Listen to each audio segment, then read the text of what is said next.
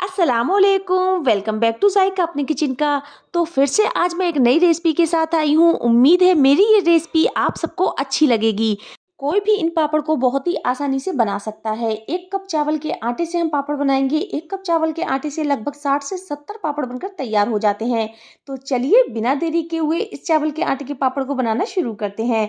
पापड़ बनाने के लिए हमने गैस पर रखी है एक कढ़ाई और इसमें ऐड करेंगे 2 कप के करीब पानी। आप चाहे तो किसी कटोरी या कप से मेजरमेंट कर सकते हैं। पानी में हम ऐड करेंगे एक छोटा चम्मच के करीब नमक और साथ ही में इसमें ऐड करेंगे एक छोटा चम्मच के करीब जीरा। और इसमें अब जाएगा आधी छोटी चम्मच के करीब बेकिंग पाउडर। आप चाहे तो इसकी जगह पापड़ खार भी डाल सकते हैं। मेरे पास पापड़ खार नहीं था तो मैंने बेकिंग पाउडर का इस्तेमाल किया है। और इन सारी चीजों को हमने अच्छे से मिक्स कर लेना है। और साथ ही में हम इसमें ऐड करेंगे एक छोटा चम्मच के करीब ऑयल। ऑयल को डालने के बाद हम गैस की फ्लेम को हाई कर देंगे और इसमें एक बाउल आने देंगे। इसको हमने अच्छे से मिक्स कर लिया है और इसमें अच्छे से बाउल आ चुका है। तो इसमें हम ऐड करेंगे, जब इसमें बाउल आ जाएगा ना, तो हम इसमें ऐड करेंगे चावल का आटा। और इसमें हम ऐड कर देंगे 1 कप चावल का आटा। तो यहाँ पर हमने 1 कप चावल का आटा लिया है और 2 कप पानी लिया है, यानी कि उसका डबल हमने पानी लिया हुआ है। और इसको भी हमने अच्छे से मिक्स कर लेना है। गैस की फ्लेम को हम लो टू मीडियम करेंगे और इसको अच्छे से मिक्स करेंगे ताकि इसमें एक भी लम्स ना पड़े। तो यहाँ पर हमने अच्छे से चलाते हुए इसको मिक्स कर लेना है। इसमें एक भी लम्स नहीं पड़ना चाहिए।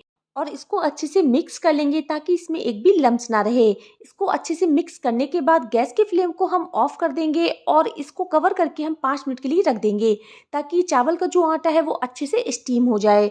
तो यहाँ पर हमने अच्छे से इसको मिक्स कर दिया है और जो चावल का आटा है वो हमारा पैन छोड़ने लगा है, यानी कि चावल का आटा हमारा एकदम बढ़िया डो बनकर तैयार हुआ है। ये देखिए कुछ इस तरीके से कढ़ाई को छोड़ने लगा है। तो यहाँ पर आप मोटे तले वाला बर्तन लीजिए, हल्के तले वाला बर्तन नहीं लीजिए। मोटे तले वाले बर्तन में क्या होता है, चावल का आटा है वो चिपकता नहीं है। तो यहाँ पर हमने चावल के आटे को अच्छे से मिक्स कर लिया है और इसको हम 5 मिनट के लिए ठंडा होने के लिए रख देंगे। 5 मिनट हो चुके हैं तो चावल के आटे को हम एक थाली में कर लेंगे और इसको हमने अच्छे से गूंद लेना है, यानी कि मसल लेना है। तो चावल के आटे को हमने थाली में डालने के बाद इसको स्पैचुला से अच्छे से फैला लेना है ताकि ये अच्छे से ठंडा हो जाए। तो यहाँ पर हमने इसको अच्छे से फैला लिया है कुछ इस तरीके से। और इसके बाद में हम हाथों में लगाएंगे थोड़ा सा ऑयल और ऑयल लगाकर हमने अच्छे से इसको गूंदना यानी कि मसलना है। जब तक हम इसको मसलेंगे तब तक इसका जो डो है वो एकदम सॉफ्ट फॉर्म में ना आ जाए। चावल के आटे को मसलने से पहले हाथों में ऑयल ज़रूर लगा लीजिए, वरना जो चावल का आटा है वो हाथों में चिपकेगा। तो यहाँ पर हमने हाथों में ऑयल लगाने के बाद इसको अच्छे से मसल लेंगे ताकि जो चावल का आटा है वो एकदम चिकना हो जाए और डो के फॉर्म में आ जाए।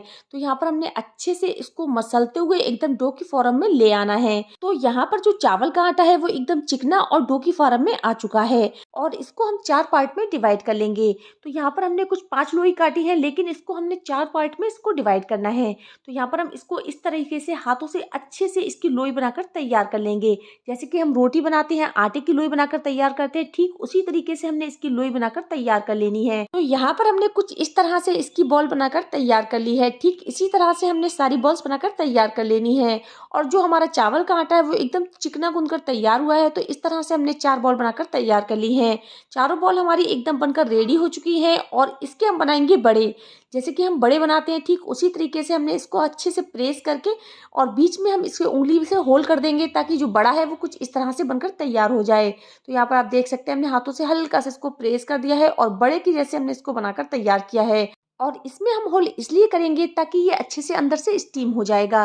तो यहाँ पर हमने कुछ इस तरह से बड़े को प्रेस कर लिया है और दोनों तरफ से हमने अच्छे से इसमें होल कर दिया है ताकि ये अंदर से कच्चा ना रहे और अंदर से अच्छे से स्टीम हो जाए। तो इसी तरह से हमने चारों बनाकर तैयार कर लेने हैं और ये बहुत ही सिंपल तरीके से बन जाते हैं और बहुत ही ईजिली बनकर तैयार हो जाते हैं। तो यहाँ पर हमने चारों इसी तरह से बनाकर तैयार कर लिए हैं। तो यहाँ पर हमारे चावल के आटे के बड़े बनकर तैयार हैं। तो यहाँ पर हमने इसको एक स्ट्रेनर में रख लिया है और स्ट्रेनर में आप चाहे तो ऑयल लगा लीजिए। तो यहाँ पर हमने स्ट्रेनर में हल्का सा ऑयल लगा लिया है ताकि जो चावल का आटा है वो स्ट्रेनर में चिपके नहीं। और अब हमने ली है एक कढ़ाई और इसमें 1 गिलास के करीब पानी को अच्छे से गर्म कर लिया है और जो स्ट्रेनर लिया था वो हम कढ़ाई के ऊपर रख देंगे। और जो हमने बड़े बनाए थे वो एक एक करके हमने चारों बड़ों को स्ट्रेनर के ऊपर रख देना है और इसको हमने 5 मिनट के लिए कवर करके स्टीम कर लेना है। 5 मिनट हो चुके हैं तो चलिए हम खोल कर देख लेते हैं। चावल का आटे के जो हमारे बड़े हैं वो अच्छे से स्टीम हो चुके हैं और इनको हमने 2 मिनट के लिए ठंडा कर लिया था। और गरम ही गरम हम इसको एक मैशर की हेल्प से मैश कर लेंगे। ये बहुत ज़्यादा गरम है तो हमें इसको गरम ही मैश करना है। अगर आपके पास मैशर नहीं है तो आप एक बाउल से भी इसको मैश कर सकते हैं। तो यहाँ पर हमने अच्छे से इसको मैश करना है ताकि इसमें एक भी लम्स ना रहे। तो यहाँ पर हमने कुछ इस तरह से इसको मैश कर लिया है और इस तरीके से हमने इसको मैश करने के बाद मैशर को अलग हटा देना है और हाथों में ऑयल लगाकर इसको अच्छे से फिर से मिक्स करना है। तो यहाँ पर हम हाथों की हेल्प से इसका जो डो है वो फिर से गूंद कर तैयार कर लेंगे और हाथों से हम इसको अच्छे से मसलते हुए मिक्स कर लेंगे और इसको हमें चिकना करते हुए डो की फॉर्म में ले आना है। तो यहाँ पर हम अच्छे से इसको मसलते हुए और चिकना करते हुए डो की फॉर्म में ले आएंगे। और जो हमारे चावल का आटा है वो एकदम डो की फॉर्म में आ चुका है और इसको हम एक बाउल में ट्रांसफर कर लेंगे। और जो हमारे चावल के आटे का डो है वो एकदम स्मूथ और एकदम चिकना बनकर तैयार हुआ है। तो एक लोई हम कुछ इस तरह से चावल के आटे की तोड़ लेंगे और जो डो है उसको हमने कपड़े से ढककर रख देना है ताकि जो डो है वो एकदम गर्म बना रहे। और लोई को हमने इस तरह से तैयार कर लिया है और अब हमने ली है एक पॉलीथीन। पॉलीथीन पर हमने अच्छे से ऑयल को लगा लेना है और इसी तरह से हमने दूसरी पॉलीथीन ली है, उस पर भी हमने ऑयल लगा लिया है। और जो हमने नींबू के साइज की लोई बनाकर रखी थी वो हम इसके सेंटर में रखेंगे और जो हमने दूसरी पॉलीथीन ली है वो हम इसके ऊपर रखेंगे।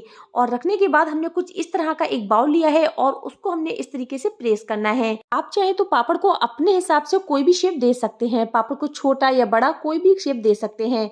पापड़ को हमने अच्छे से प्रेस करने के बाद इसको कुछ इस तरह से हम कट कर लेंगे जिससे हमारे जो सारे पापड़ है वो एकदम गोल बनकर तैयार होंगे। तो यहाँ पर इसका जो एक्स्ट्रा आटा है वो हम निकाल देंगे और जो हमारा पापड़ है वो बहुत ही एकदम गोल शेप में बनकर तैयार हुआ है। तो यहाँ पर आप देख सकते हैं कि एकदम गोल शेप में ये बनकर तैयार हुआ है।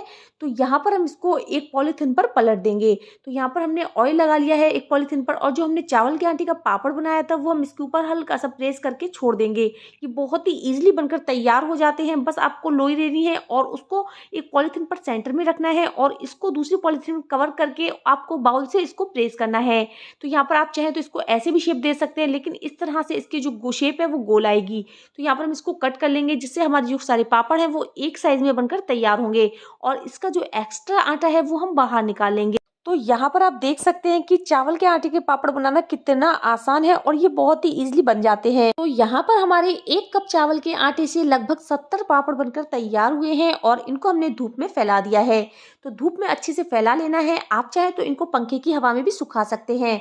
तो यहाँ पर आप देख सकते हैं कि सारे पापड़ एक साइज के बनकर तैयार हुए हैं, कोई भी पापड़ छोटा या बड़ा नहीं है।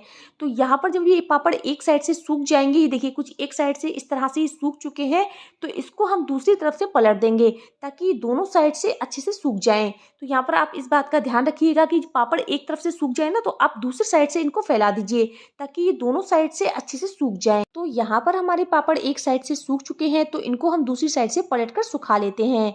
तो लीजिए हमारे सारे पापड़ सूखकर तैयार हो चुके हैं और बहुत ही बढ़िया बनकर तैयार हुए हैं। तो आप इस पापड़ की रेसिपी को एक बार ज़रूर ट्राई कीजिएगा। बहुत ही यम्मी और बहुत ही टेस्टी पापड़ बनकर तैयार होते हैं और इनको बनाने में बिल्कुल भी परेशानी नहीं होती है और बहुत ही ईजिली बनकर तैयार हो जाते हैं।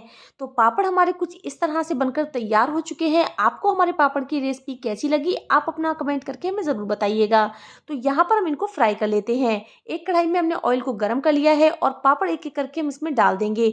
पापड़ भी हमारे साइज में हल्के से बड़े हो चुके हैं और ये खाने में बहुत ही ज़्यादा यम्मी और टेस्टी लगने वाले हैं। तो सारे पापड़ों को हमने कुछ इसी तरह से फ्राई कर लेना है और आपको इस बात का ध्यान रखना है कि आप पापड़ों को फ्राई करते टाइम उसको अच्छे से सुखा लीजिए। अगर आपके पापड़ हल्के से भी अंदर कच्चे रह गए ना तो ये तलने में बहुत ही ज़्यादा बेकार होंगे। तो यहाँ पर हमने सारे पापड़ों को एक एक करके फ्राई कर लेना है। ये पापड़ बहुत ही अमेजिंग बनकर तैयार हुए हैं और खाने में तो बहुत ही ज़्यादा टेस्टी हैं। तो लीजिए हमारे पापड़ बनकर तैयार हो चुके हैं। आपको आज के हमारे पापड़ की रेसिपी कैसी लगी? तो ये देखिए इस तरह से हमने सारे पापड़ बनाकर तैयार किए हैं और आप इन पापड़ों को स्टोर करके भी रख सकते हैं, ये बिल्कुल भी खराब नहीं होंगे। तो यहाँ पर हमारे बहुत ही क्रंची पापड़ बनकर तैयार हुए हैं और आप इनको सालों साल चला सकते हैं और ये बहुत ही ईजिली बनकर तैयार हो जाते हैं। तो आज के लिए इतना काफ़ी है, फिर मिलती हूँ एक और नई रेसिपी के साथ। जब तक इजाज़त चाहती हूँ। Thank you so much for watching my video. अगर आपको आज की हमारी रेसिपी ज़रा सी भी अच्छी लगी है तो प्लीज़ मुझे सपोर्ट करने के लिए मेरे चैनल जायका अपने किचन को सब्सक्राइब जरूर कीजिएगा और बेल आइकन को प्रेस ज़रूर कीजिए जिससे आपको हमारे आने वाली हर नई वीडियो का नोटिफिकेशन सबसे पहले मिल जाए। Take care, good care, bye.